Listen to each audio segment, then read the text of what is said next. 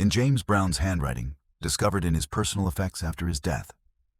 There's a journal entry dated May 3rd, 1978. Just 3 sentences.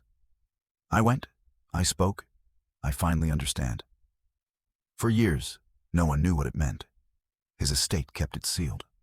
Until recently, when the cemetery records were digitized, and researchers matched the date with a visitor's log from Pinewood Cemetery. The signature was unmistakable. And next to it, an employee had written a note that would change how we understand the Godfather of Soul forever. The note said, "Visitor arrived 9:47 a.m., left 10:04 a.m. Groundskeeper reports he was talking to the grave. Couldn't hear the words, but said the man was crying. Asked us not to tell anyone he was here." 17 minutes.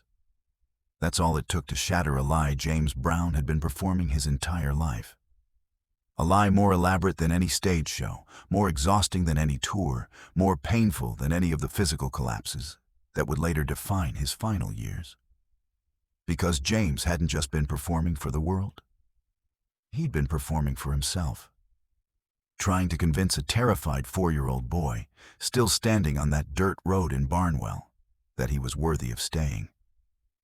And it all led back to the woman who left him there. Before we continue with this remarkable story, if you appreciate deep dives into the untold moments that shaped music history, please subscribe to our channel. We bring you the real stories behind the legends, the moments that never made it to the stage but changed everything that happened on it. By 1978, James Brown had achieved what most artists only dream about in their most ambitious fantasies. He had revolutionized American music not once, but multiple times. He had performed for presidents and kings.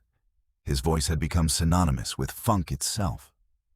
That driving rhythm that made bodies move involuntarily, that turned music from melody into pure kinetic energy. He owned radio stations, real estate, and had negotiated unprecedented control over his own recordings at a time when most black artists were still fighting for basic royalties. He was, by every measurable standard, a success beyond imagination. But success has a peculiar weight when you're carrying it on shoulders that learned too young what it meant to be abandoned. James had spent 45 years building an empire of sound and spectacle. Yet there remained one journey he could never quite bring himself to make. One conversation he had been avoiding since he was old enough to understand what it meant that his mother wasn't coming back. The irony wasn't lost on those closest to him.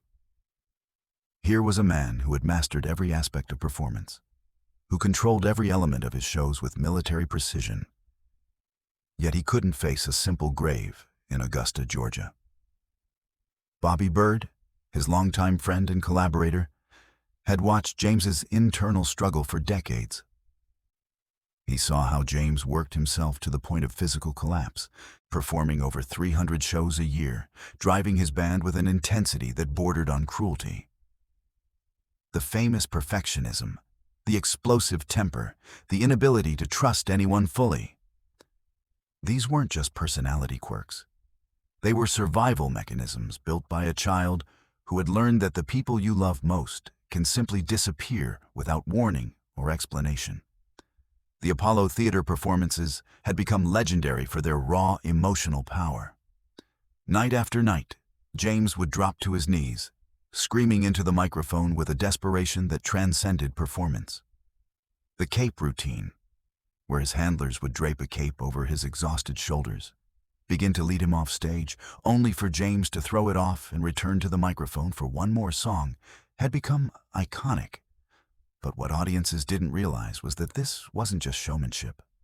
James genuinely couldn't stop. The moment the music ended, the moment the crowd's adoration faded, he was left alone with thoughts he had been running from for 4 decades. To understand what happened in that cemetery, you have to go back to Barnwell, South Carolina, in 1933. James Brown was born into poverty so severe it's difficult for modern audiences to comprehend. His family lived in a one-room shack with no electricity and no running water. His father picked cotton and occasionally worked in the turpentine camps, brutal labor that broke men's bodies and spirits. His mother, Susie, was barely more than a girl herself when James was born, and the weight of poverty, of a loveless marriage, of a future that offered nothing but more of the same grinding desperation, crushed her before she turned 30.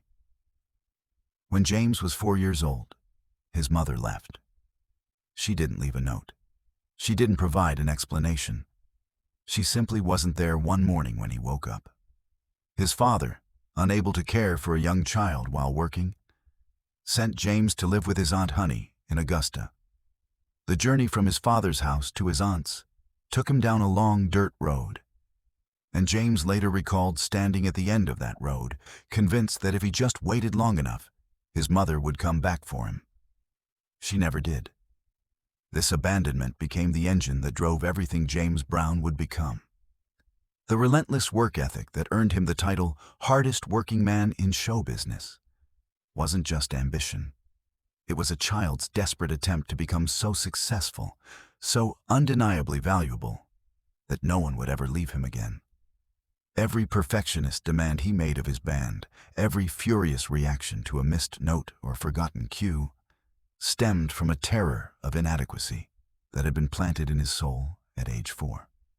James's path to stardom was paved with an obsessive discipline that both created his genius and nearly destroyed him.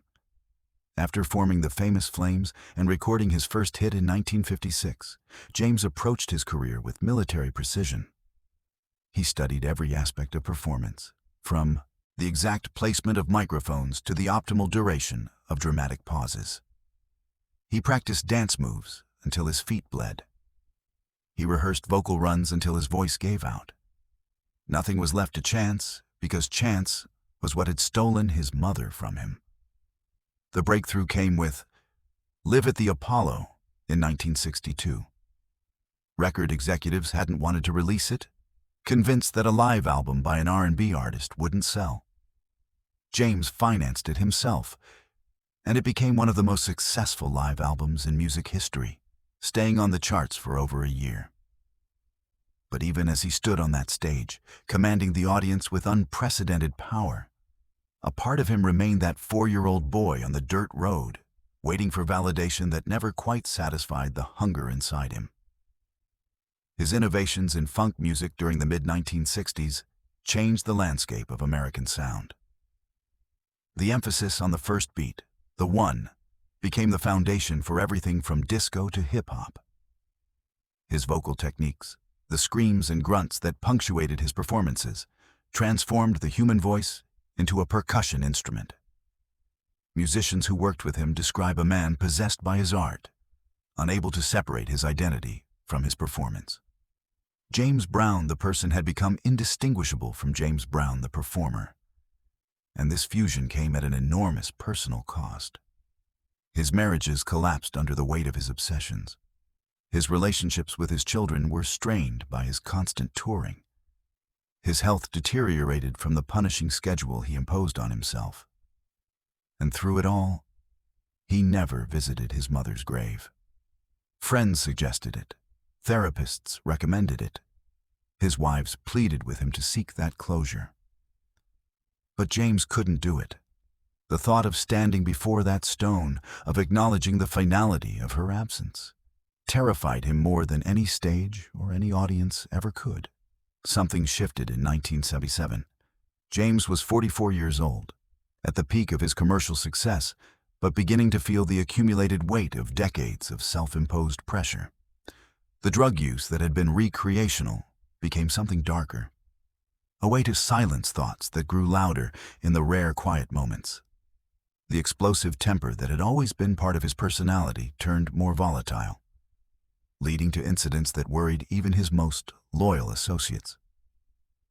Bobby Bird, watching his friends spiral, realized that James was approaching a crisis that no amount of success could solve. It was during a conversation backstage at the Apollo, after a show where James had pushed himself to near collapse, that Bobby finally confronted him directly. The details of that conversation have never been fully disclosed, but those who were nearby heard raised voices, then long periods of silence. When James emerged from his dressing room hours later, He looked like a man who had been hollowed out. He canceled his next 3 shows, unprecedented for someone who had built his reputation on never disappointing an audience, and drove alone to Georgia. The journal entry that would later be discovered suggests that James had finally reached a point where the pain of avoiding the truth exceeded the pain of facing it. 45 years of running had left him exhausted in ways that no amount of rest could repair. The acclaim, the money, the historic achievements, none of it had filled the void created by that long-ago abandonment. And somewhere in the darkness of his hotel room that night, James made the decision to stop running.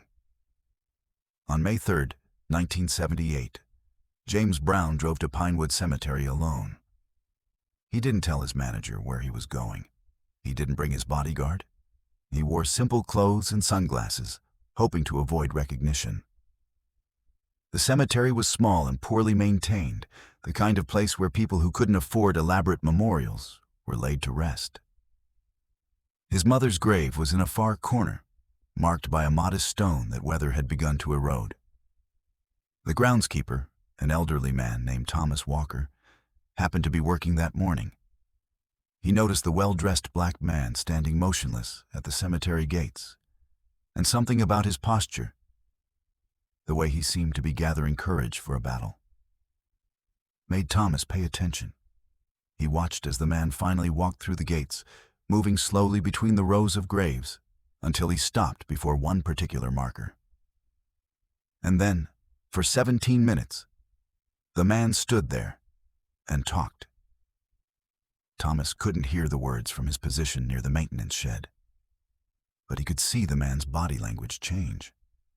The rigid shoulders gradually softened. The defensive stance opened.